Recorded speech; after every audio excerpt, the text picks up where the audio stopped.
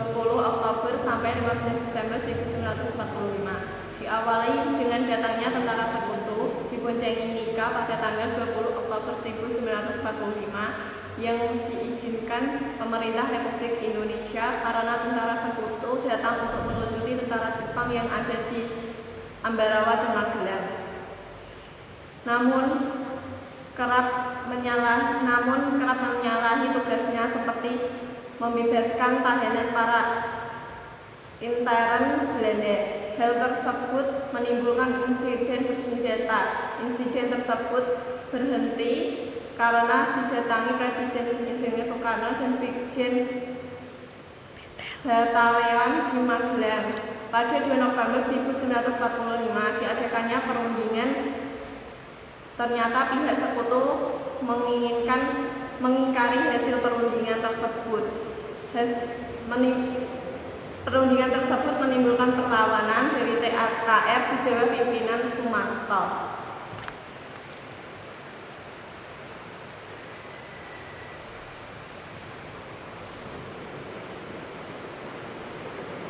Ternyata tentara sekutu diboncengi oleh Nika. Pada tanggal 20 November 1945 di Ambarawa terjadi pertempuran antara TKR di bawah pimpinan Mayor Sumarto melawan sekutu. Pada tanggal 21 November 1945, pasukan sekutu yang ada di Magelang ditarik ke Ambarawa.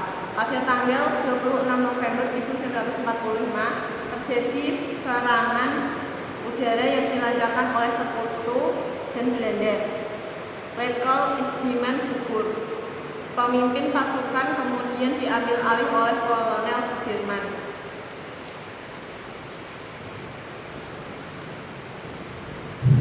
Pada tanggal 12 Desember 1945 dini hari, pasukan TKR bergerak menuju sasaran masing-masing. Dalam waktu setengah jam, pasukan TKR berhasil mengepung musuh dalam kota. Akhirnya, tanggal 15 Desember 1945, musuh meninggalkan Ambarawa dan melarikan diri ke Semarang melalui Ngasinan. Kemenangan pertempuran di Ambarawa mempunyai arti penting, karena apabila musuh berhasil menguasai Ambarawa akan mengancam 3 kota sekaligus, yaitu Surakarta, Magelang, dan Yogyakarta sebagai markas tertinggi TKR. Peristiwa Bandung Lautan Api. Bandung Lautan Api adalah peristiwa kebakaran yang terjadi di kota Bandung pada tanggal 24 Maret 1946. Dalam waktu 7 jam, sekitar 200.000 penduduk Bandung membakar rumah mereka, meninggalkan kota menuju pegunungan di daerah selatan Bandung. Hal tersebut dilakukan untuk mencegah tentara sekutu dan Nika untuk mempergunakan kota Bandung sebagai markas.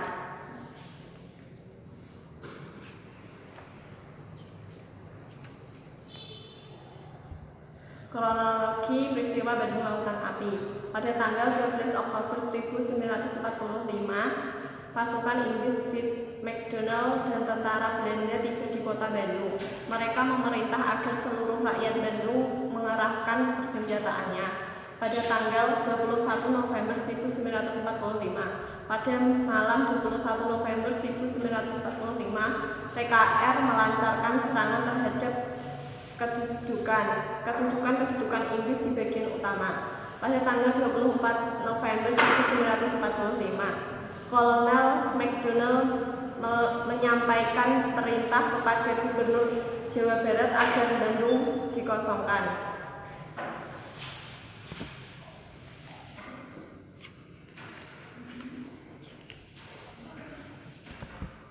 Pada tanggal 25 November 1945, terjadi pertempuran di sejumlah daerah seperti Sukojadi, Pasir Kaliki.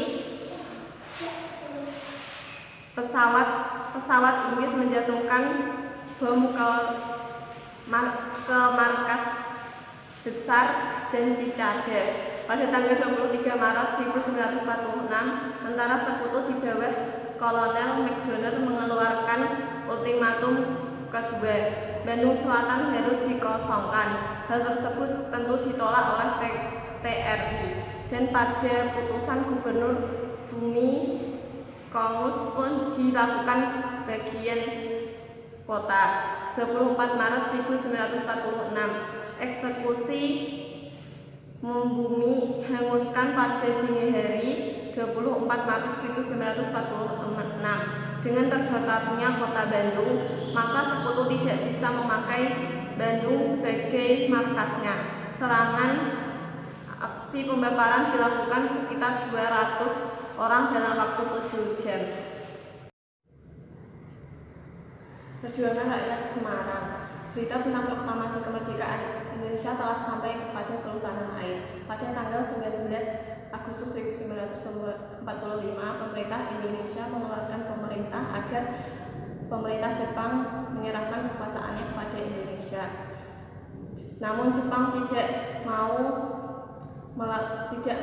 melaksanakan perintah tersebut, sehingga pada tanggal 7 Oktober 1945, pemuda Semarang mengerumuni tangsi tentara Jepang di Kedobutai di Jatingaleh. Pada tanggal 14 Oktober 1945, 400 tawanan Jepang di pabrik gula Cepiring diangkat pemuda ke penjara Bulu Semarang. Dalam perjalanan, sebagian tentara melarikan diri dan meminta perlindungan kepada batalion Kedobutai. Para pemuda melakukan penyerangan dan perebutan senjata terhadap Jepang. Terjadilah pertempuran antara rakyat dan pasukan Jepang yang dikenal dengan pertempuran 5 hari di Semarang.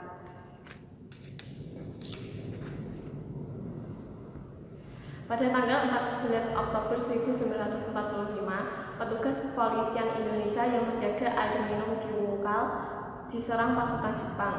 Jalan Peterongan terdengar bahwa air lagi di candi telah diracuni Jepang. Dr. Karyadi ingin mengecek persediaan air tersebut, tetapi dibunuh tentara Jepang. Pada tanggal 17 Oktober 1945, perundingan mengenai gencatan senjata yang dilakukan di Candi Baru.